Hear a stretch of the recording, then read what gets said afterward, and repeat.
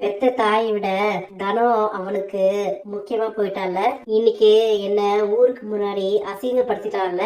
என் மகனுக்கு உன்னை கட்டி வச்சு உன்னை நல்லபடியா வாழ வைக்கிறேன்னு நான் உனக்கு வாக்கு கொடுத்தனே, அது நிறைவேற்ற முடியாம போயிடுச்சே.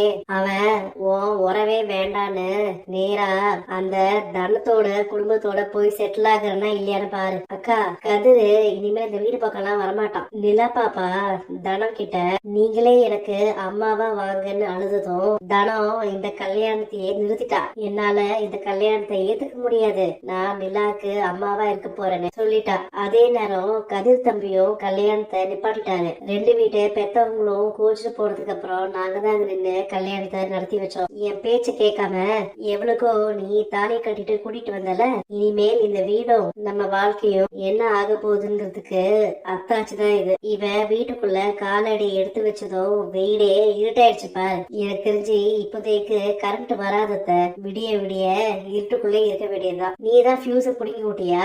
தனமா, நீங்க காலடி எடுத்து வச்ச நேரம் வீடே இருட்டாயிடுச்சுன்னு சொன்னாங்கல்ல. இந்த வீடை இன்னும் வெளிச்சமாக்குற மாதிரி நீங்க உள்ள வந்து உங்க கையால விளக்கேத்துங்க.